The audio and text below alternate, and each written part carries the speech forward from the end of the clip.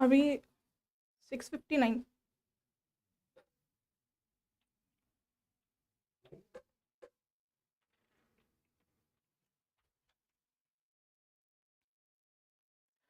Hi, I'm Vidushi, and you are watching Daily News Simplified, an answer to what, why, and how of newspaper analysis from the UPSC perspective.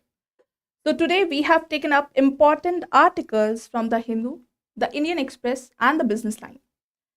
So, today we have 4 mains related topic and 4 prelims related topic, equal weightage. So, the first for mains is gender equality and sustainable development. Very interesting article. Second is amendment to election laws. Third is analyzing household consumer expenditure survey, that is HCES. And fourth one is about periodic labor force survey. For pre, we have taken up first practice question is based on INS Jatayu. Second question is based on United Nations Conference on Trade and Development. Third question is based on Pradhan Mantri Fasal Bima Yojana. And the last one is from World Price Index. Now, before starting our discussion, there is one request. If you like our initiative, please do like, subscribe our videos. Do like, share, and subscribe. Okay. So now let's start our discussion with the first article, which appeared on page number 8 in the Hindu newspaper. This article revolves around intricate relationship between gender equality and sustainable development. Now, why we have taken it? Because as you can see here, role of women and women organization is important theme from GS paper 1 perspective.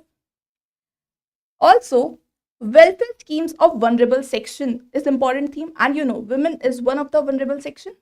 So this is important from GS paper 2 perspective also.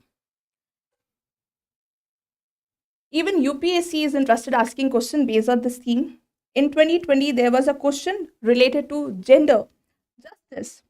There was a question based on National Commission for Women, which talks about gender justice and empowerment in India. This question came in 2020. Another question related to gender inequality came in year 2020. Here you need to showcase various factors responsible for gender inequality in India. So this theme is quite important. Now, let's start our discussion with a term gender equality.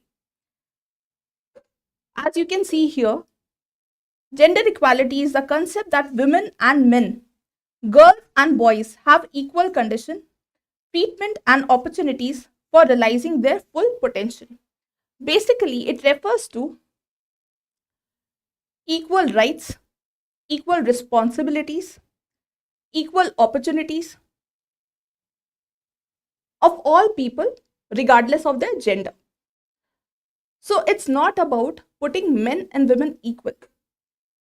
It's about ensuring that rights, opportunities, responsibilities should not be dictated by their gender. All these factors should not be based on their gender.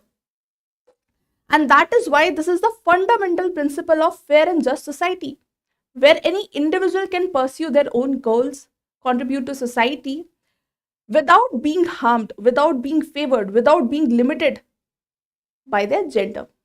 Okay. Now let's understand this with the help of example. Suppose men and women. So they both have equal skill set, same educational qualification, same work experience. So now, according to this principle, they both should get equal opportunity for equal pay and for promotion. Okay. These factors should not be dictated by their gender. Discrimination should not be based on their gender. That is gender equality. Okay. Now the next important term here is women empowerment. Women empowerment is a process by which women gain power and control over their own lives and are well equipped to take strategic decisions. Okay, that is women empowerment. Now here you can see that gender equality and women empowerment both are complementary to each other. Okay, How? Gender equality is prerequisite for women empowerment, and women empowerment will give better results of equality, outcomes of equality. Okay, so they both are complementary to each other. Now, still we talk about inequality, still gender inequality is there, and the very manifestation of that gender equality can be seen in Gender Gap Report 2023 released by World Economic Forum. According to this report, in year 2023, India stands at 127th position out of 146 countries in terms of gender parity.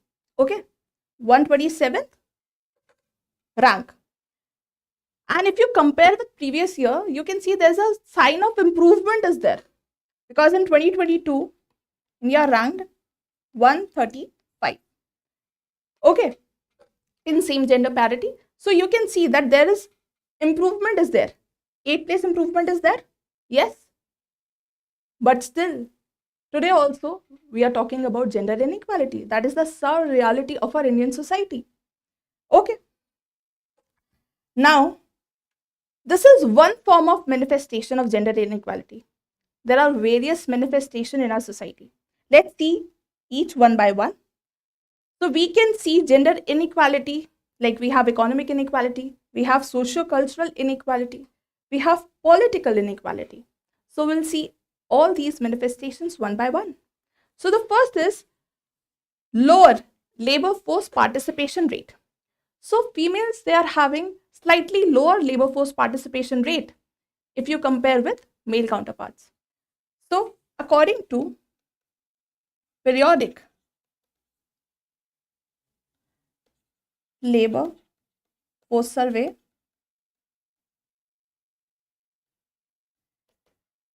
female labor force participation stands at 34%. And if you compare with male, that is 77%.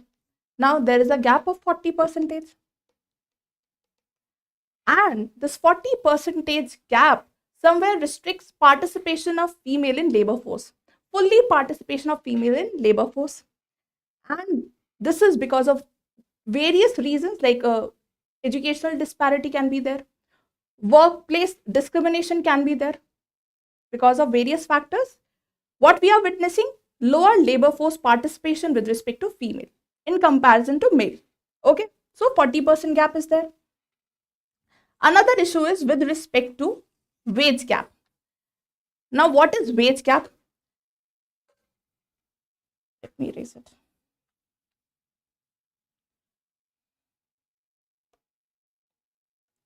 Now, second issue is wage gap. Like women are getting paid lesser if you compare with male counterparts for same amount of work.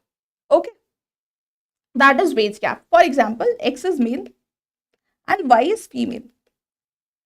So according to Gender Gap Report 2021, Global Gender Gap Report 2021, female, they are earning 20% of male income earned by men, 21%. That is, if X is getting 1,000, then Y is getting 210 rupees for the same amount of work, and that is wage gap. Okay.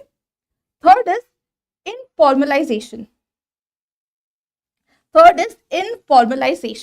Now this sector itself facing issue because it devoid workers from getting the benefit of social security net, like health insurance, like pension. Okay, so it devoid workers of getting these benefits, and you will be amazed to know that majority of the workforce is women workforce in this sectors. That is informal sector. So another challenge is that they are more vulnerable from economic side because they are highly engaged in informal sector. Yes. So according to ILO, International Labour Organization, around 82% of Indian women working force belong to this sector, that is informal sector. Okay. And there are other challenges apart from these. glass ceiling is there, occupational segregation is there. Yes. So these are different ways where economic inequality can be manifested, or you can see economic inequality in lower labor force participation, wage gap, informalization. Now, let's come to another, that is socio-cultural inequality. And the first in this is sex ratio. Now, what is sex ratio? Sex ratio is number of girls born per 1,000 child. Now, in India, sex ratio at birth is 929. So, 929 girls born per 1,000 child. So, fewer number of females if you compare in comparison to males. Boys, yes. Now, why it is so? Why this disparity is there? This disparity is there because there is a preference of male child over female child. And that is why we have evil practices like female infanticide. Yes, selective sex abortions. So this is the first manifestation. Second manifestation is with respect to malnutrition. According to National Family Health Survey 5, 54% women aged between 15 to 49 years of age are anemic. 54%. What it shows? It shows we give little or lesser importance to females or women's health, nutrition. That's why 54% of female, they are anemic, according to National Family Health Survey 5. Another issue is literacy. If you see, 70% females are literate in comparison to 87 males. Let me write it here. 70% in comparison to 87%. You can see the difference here. 17%. Lesser females, why? Because less access to education. And this is the reason behind this disparity. Because we have a norm, socio-cultural norm, that male education is giving priority over female education. That is why this is socio-cultural disparity or inequality. Okay. Then we have women-related hate crimes, child marriage.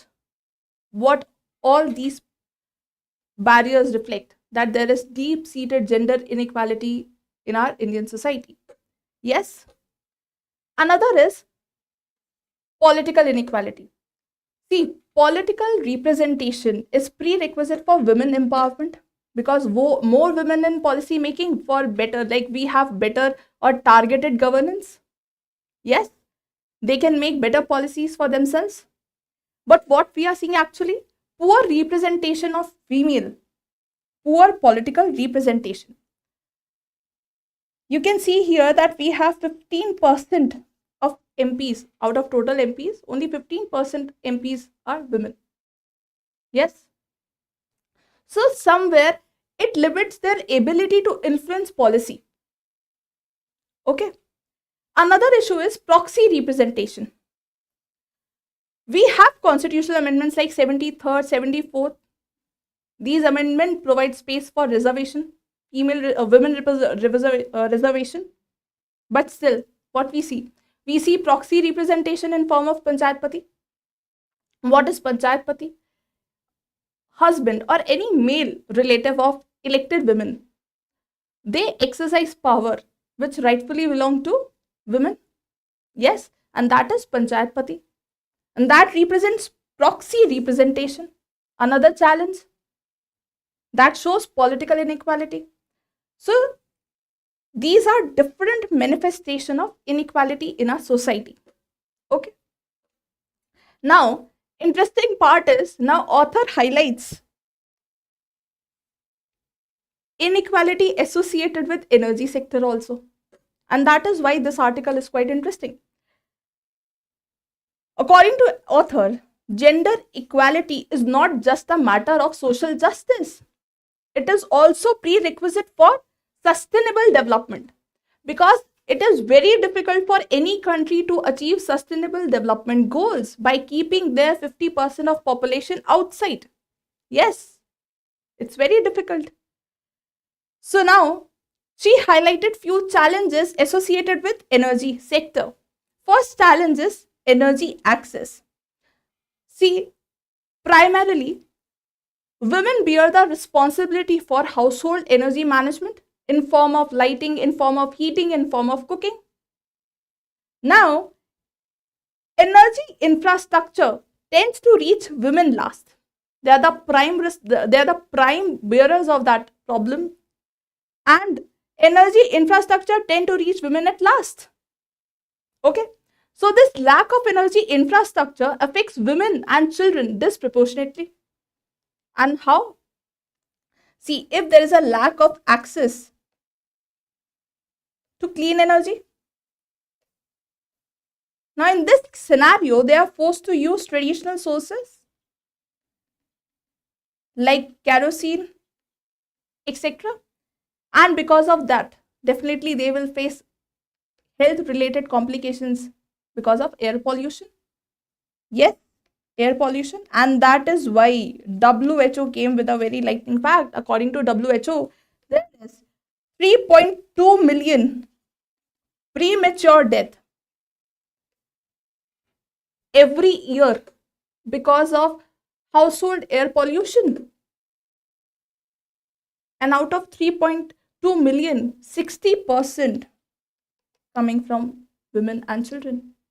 That is why energy excess, it reflects gender inequality here.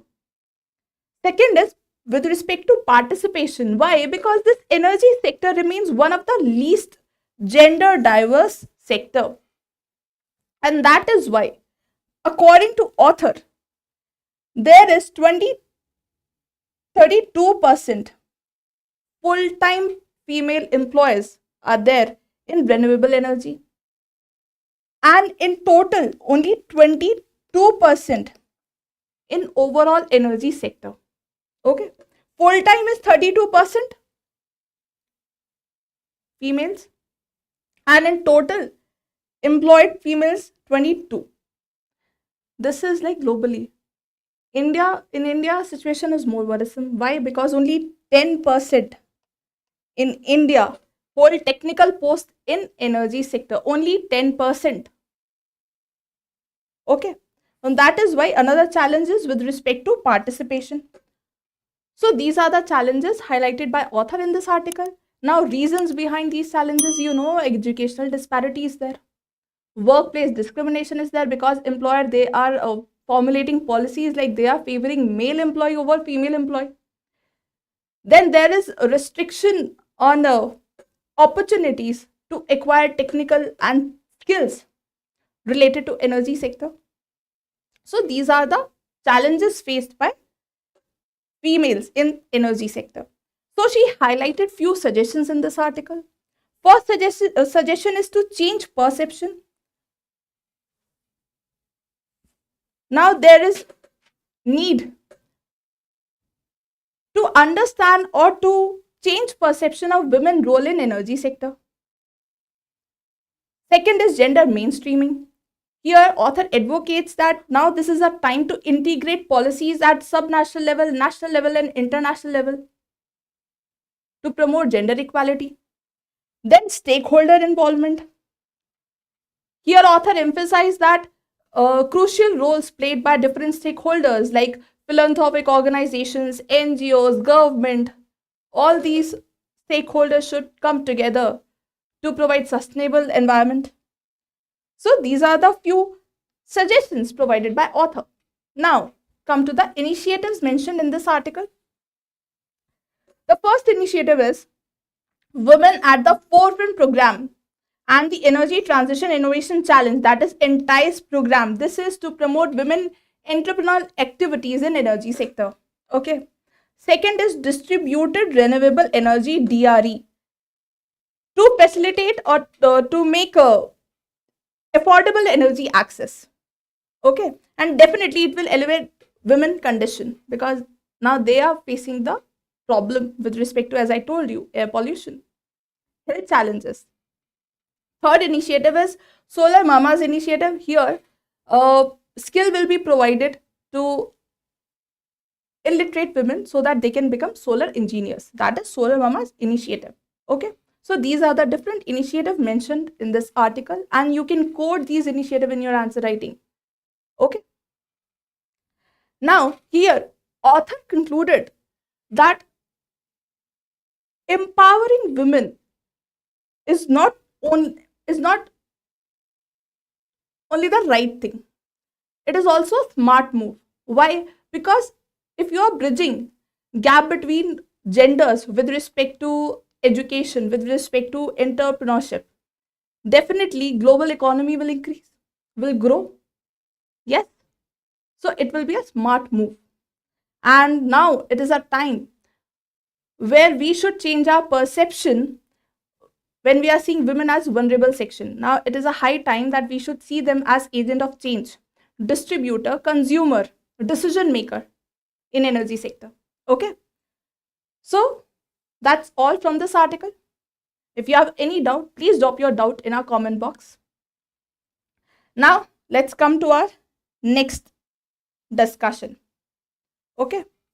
And next discussion is based on this news article which appeared on page number 17 in the Indian Express. Context of this news article is that Election Commission of India approached Centre to amend RPA Act 1950, that is Representation of People Act 1950, and Form 6, that is Voter Enrollment Form. Why they are so? Because there is a need to change the requirement of voters to provide reason for not linking their voter ID and Aadhaar card. Okay. Now why we have taken? As you can see here, Representation of People Act, important theme in your GS paper 2. Also, we are talking about ECI, constitutional body, which is another important theme from GS paper 2 perspective. Okay. Now, to understand this concern that why ECI approached Centre to remove the requirement for voters to provide a reason that why they are not linking Aadhaar card with voter ID, we need to understand the background of this case. So it all started in year 2015 because decision was taken to link Aadhaar with voter ID. Why? To remove bogus accounts. Yes. But at that time it was a voluntary exercise. If you want to, you can join. If you don't want to, there's no need to provide details. Okay. Then in same year, Supreme Court, it was stopped after Supreme Court ruling. So there was ruling in year 2015, and this, because of this ruling, Aadhaar card is restricted to only 3 government programs. That is food grain distribution under PDS, Pradhan Mantri Jan Dhan Yojana, and Manrega.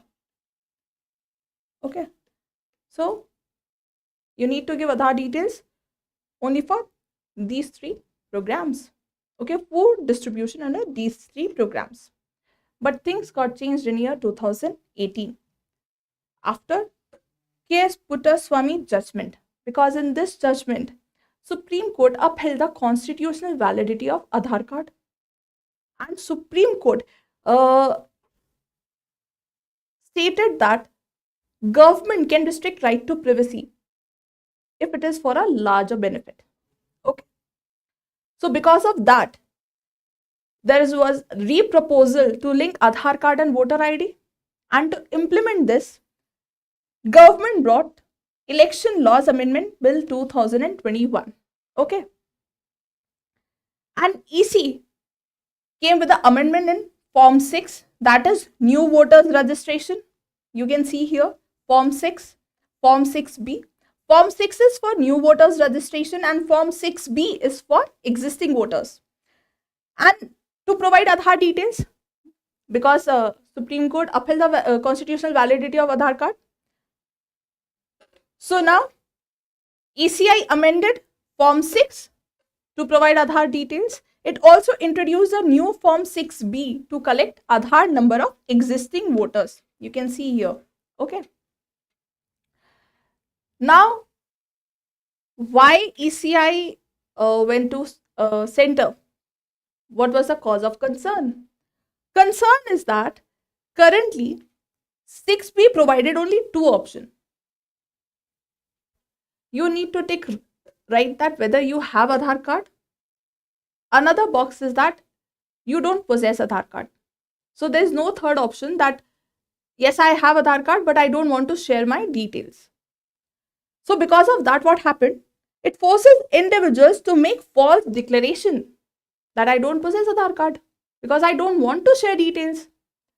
So to rectify this problem, ECI proposed amending Representation of People Act 1950 to remove requirement of sufficient cost for not providing Aadhaar. Okay. Another thing, to make Aadhaar number optional by amending Form 6B for the existing voters. Okay. So here, what EC is trying to do to find a right balance between the right to privacy while ensuring and empowering that electoral system should function without any fraudulent practices. Okay. So that's all from this news article. That is Aadhaar card and voter ID and why EC wants to amend election laws. I hope you got it. So now let's come to our third article, which is based on this news that appeared on page number 13 in the Indian Express. And this article highlights key facts from Household Consumer Expenditure Survey 2022 and 23. Yes, released by, write in the comment box. Yes. Tell me, HCES survey released by which ministry? Okay. So this survey highlights that there is a shift in consumption pattern of Indian households, and details we'll see in our discussion. Now the question is why we have taken, because as you can see here, growth and development is important part, an important theme under GS paper 3. Okay. So now let's quickly see key facts from this survey. So the first key fact is that there is decline in percentage share of food items.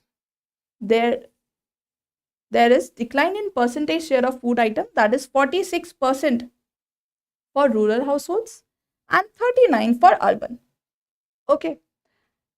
And this is the first time that the share of food item for rural households went down below 50%.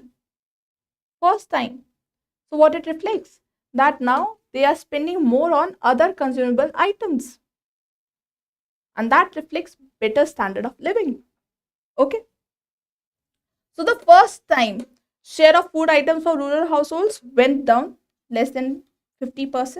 That is 46% here. And that shows better standard of living. Second is reduction in share of expenditure on cereals, like 4.9% by rural households, 3.6% by urban households. Now, if you see, in 1999 and 2000, the share was 22% for rural households and 12% for urban. You can see there's a drastic reduction. And this drastic reduction shows that now Indian households have more choices. Diversity is there. And that diversity will reflected in milk consumption. That is our next point. That is consumption of food having higher nutritional value. That is milk and milk products. So there is 8.3% for rural households and 7.2% for urban areas. Okay. So you can see that consumption of food having higher nutritional value went up. And there is reduction in share on cereals.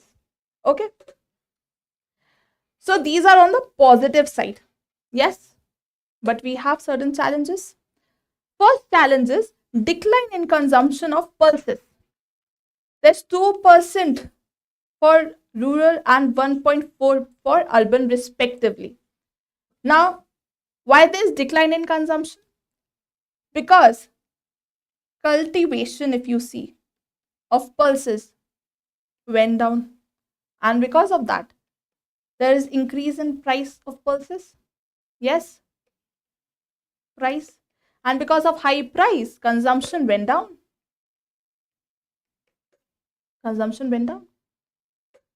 And now people are shifting towards processed food. That is our next point. That is rise in share of expenditure on processed food. Now you know processed food high in sugar, high in salt, and not good for body. But there is rise in share. 9.6% for rural household, 10.6% for urban household. But if you see here, these two facts, there is only 1% difference is there. So you can see that consumption pattern for like processed food is quite similar, rural and urban. And that is why India is witnessing high cases of obesity. Yes, hypertension. So now come to our third point, that this survey does not show intra-household allocation of food. See, basically this survey talks about Indian household consumption. Household consumption.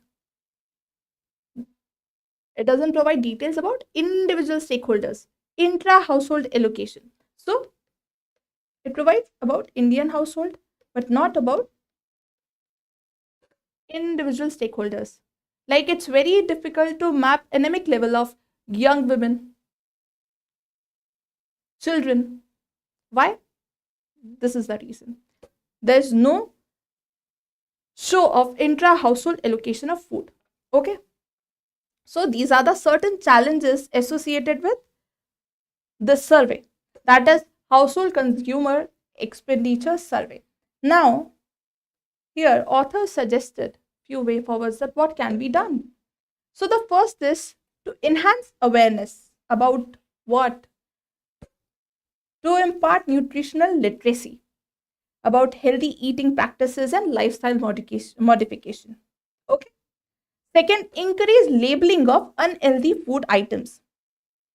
And that will make consumer aware of the consumption, yes, of processed food. Third suggestion is that to promote healthy eating habits, such as greater allocation of vegetable in government Anganwadi and school noon meal schemes. Okay. So these are the different suggestions provided by author in this article. So now that's all from this article. Let's move to our another topic, that is India's suboptimal use of its labor power, and this article appeared on page 8 in the Hindu newspaper.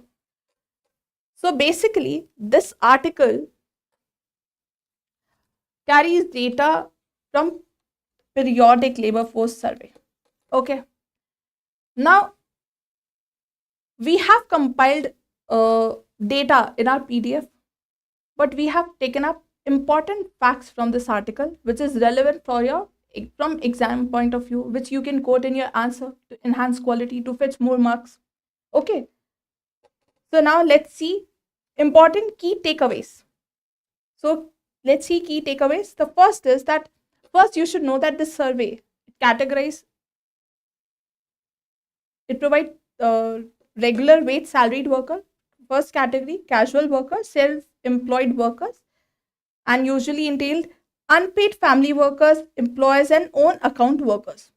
So the first takeaway is that labor force participation rate has increased. It has increased from 52.35% in 2017 and 18 to 58.35%. Okay. So labor force participation increased. Second is unemployment rate declined from 6.2% in 2017 and 18 to 4.2% in 2021 and 22. Labor force participation rate increased, unemployment decline. That means it is good. It's going in a right direction. But that is not. Actually, what is happening, that this large labor force participation is majorly driven by self-employment, and particularly in category of unpaid family workers. Okay. So the improvement you are seeing in this survey is majorly driven by self-employed, and particularly unpaid family workers. Okay. Now, more than 70% of employed, they are coming from this category, that is self-employed workers and casual workers. What it shows? It shows that there is lower quality and productivity of employment in India, because 70% coming from self-employed workers, casual workers, and not from regular wage salaried workers. Okay. Another interesting fact is that with respect to daily earnings. So if you see that a regular wage salaried worker, they are getting more wage, more salary in comparison to casual worker, in comparison to self-employed workers. But average daily earning of salaried and self-employed worker has stagnant in this time period. There's no improvement. Okay. So these are the important facts from periodic labor force survey, which you can quote in your answers. Okay. Now, let's come to our pre-section. Okay. So the first article which we have taken for prelims is this, which appeared on page number 10 in the Hindu newspaper. And context is that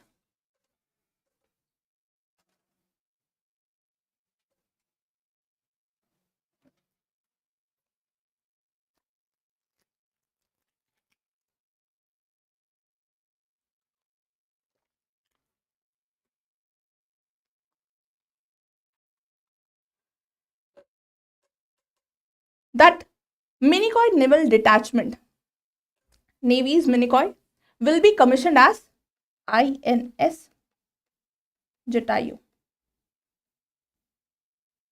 Okay. And definitely it will enhance Indian Navy presence in strategic Lakshadweep Islands. Yes. Now the next question is that why we have taken, as you can see here, security challenges and their management is important theme under GS paper 3. Also, UPSC has been asking question on technology development or technology development in defense sector. There was a question on INS Astradharani, which came in year 2016. So here we have taken a practice question based on INS Jatayu. Okay. So before that, let's quickly see important facts with respect to INS Jatayu. Important facts for your prelims. So the first, as I told you, that existing naval detachment Minicoy, which is under operational command of Naval Officer in Charge Lakshadweep. Remember, Lakshadweep will be commissioned as INS Jatayu. Now you know that Minicoy, it is the southernmost island of Lakshadweep. Yes. And total number of islands, 36 islands with an area of 32 square kilometer. Yes. Another important fact is that 8-degree channel separates Indian Minicoy and Maldives, and 9-degree channel separates island of Minicoy and Lakshadweep. Okay, so these are important facts for your prelims examination. Second is, it will be effectively country's second naval base in Lakshadweep, and the first one is INS Deep Rakshak in Kavarati, and it was commissioned in year 2012. So this INS Jatayu is second, not first one. First one is Deep Rakshak, and it has radars, jetties, airfield, and BrahMos supersonic missile. Now you need to tell me it is a joint venture of India and question mark. Okay. So based on this info, let's solve our practice question. First statement is that it will be India's first naval base in Lakshadweep. Is it true? No. It is second naval base. First one is Deep Rakshak. Yes. Second is, it is southernmost air station of Indian Armed Force. Again, this information is incorrect because INS Bas of Andaman Island is the southernmost air station of Indian Armed Force. and not the INS Jatayu. And it is under joint service. It is under Joint Service Andaman and Nicobar Command of Indian Armed Forces, and it is located near Campbell Bay on Great Nicobar Island in Andaman and Nicobar Islands. Okay, so with this, you know that it is second naval base and it is not the southernmost air station. So this makes D as our answer. That is neither one nor two.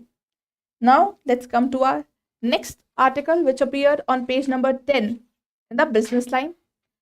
And according to this article, there is significant decrease in ship transit, or you can say according to this UNCTAD report, that is United Conference on Trade and Development, there is 40% of reduction in ship transit through major routes, Red Sea, Black Sea, and Panama Canal. And reasons highlighted in this article, you very well know. Red Sea because of Houthis attack. Black Sea because of Russia and Ukraine war. And there is issue of droughts with respect to Panama Canal. So because of all these factors, there is decrease in ship transit through major sea trade routes. Now why we have taken, because UPSC has been asking question on important international institutions. Like there was a question in year 2018 about WTO, that India enacted Geographical Indicators of Goods Registration and Protection Act 1999 in order to comply with obligation to WTO, important international organization. So here we have taken question on another important international organization, that is United Nations Conference on Trade and Development. So let's solve this question. The first statement, here we have provided you two statements and you need to identify the correct one. So the first statement is, it is a permanent intergovernmental body established within United Nations Secretariat. With name you can make it that this statement is correct. It is an intergovernmental organization within the United Nations Secretariat, and that promotes interest of developing countries in world trade. Yes. Established in year 1964 by United Nations General Assembly. Okay, and permanent secretariat is in Geneva, Switzerland. So important facts with respect to United Nations Conference on Trade and Development. Another statement is the Generalized System of Preferences, that is GSP, instituted under the aegis of United Nations Conference on Trade and Development, created an enabling trading environment for developing countries. This statement is true. Okay, so both the statements. So our answer is C, both 1 and 2. Now let's come to our another pre-pointer, which is based on this news article. And context is that, as you can see here, that there is 27% high farmer enrollment in Fasal Bima Yojana, that is crop cover scheme. Okay, and why we have taken, because issues related to agricultural sector is important theme for your prelims as well as for your mains examination. And there was a question on Pradhan Mantri Fasal Bima Yojana, which came in year 2016. So here also we have taken a practice question based on same theme, that is Pradhan Mantri Fasal Bima Yojana. Now, before solving this question, let's see quick facts with respect to Pradhan Mantri Fasal Bima Yojana. It is a center sector scheme launched in year 2016. Okay, and in this scheme, it provides insurance coverage and financial support to farmers in the event of crop failure, notified crop, and because of natural calamities, pests and diseases. Okay, so here farmer need to provide 2%, like premium need to be paid 2% for Kharif crop, 1.5% for Rabi crop, and 5% for horticultural crops. Okay. This scheme replaced existing two schemes, that is National Agricultural Insurance Scheme NAIS as well as Modified National Agricultural Insurance Scheme, and there will be an exemption from service tax liability for all the services involved in the implementation of scheme. So important facts we have covered now. Now let's solve this question. So here we have given you three statements and you need to identify the correct one. First statement is Pradhan Mantri Fasal Bima Yojana replaced National Agricultural Insurance Scheme. Yes, we can make it right with our above info. Second is there is a provision for capping the premium rate to be paid by the government for crop loss on account of natural calamities. See, earlier this provision was there to cap the premium rate, but now there is no provision for capping the premium rate. This makes our second statement incorrect. Okay. Third statement is insurance companies are requested to use 0.5% of the gross premium collected for information, education and communication activities. Yes, this information is correct. This makes our third statement correct. So here our answer is only 2. Okay. Now let's come to our last question. That there is a fall in price if you go with food price index. Now why we have taken it? Because UPSC has been asking question based on international institution reports, etc. There was a question based on World Bank's ease index of doing business, which came in year 2019. So here we have taken a practice question based on World Price Index. So before solving, let's see some details about World Food Price Index. This index released by FAO, that is Food and Agricultural Organization, and it basically measures monthly, remember this word, monthly change in international prices of a basket of food commodities, not annually, monthly change. And base year is 2014 and 16. Okay, and this monthly change, this index is providing in 5 commodity group price indices such as cereals, oilseeds, dairy products, meat and sugar. And why there is fall in Feb month? Because of certain factors. Wheat prices went up because of high exports from Russian side. Vegetable oil also fell due to abundant harvest in South America. So supply is more, demand is less. Then sugar, however, rose up, that is 3.2%, and this is because of dry weather in Brazil. Now in comment box, write what is the relation between dry weather and sugar production. Okay, this you should know. Then meat index rose 1.8%. This is because of heavy rains disrupted cattle transportation in Australia and China. Okay. So now, based on this info, solve this MCQ, practice MCQ, and write correct answer in our comment box. Okay. So that's all for today. Stay tuned for more such updates. Thank you.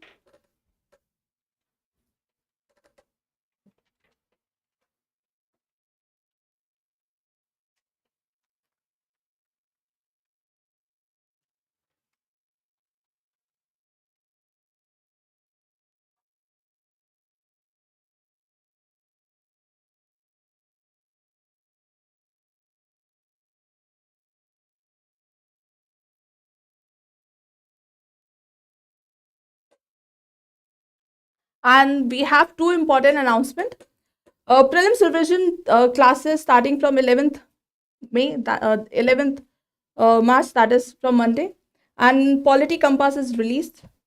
Go and check and kindly get access for your prelims preparation. Okay, that's all for today. Stay tuned for more such updates.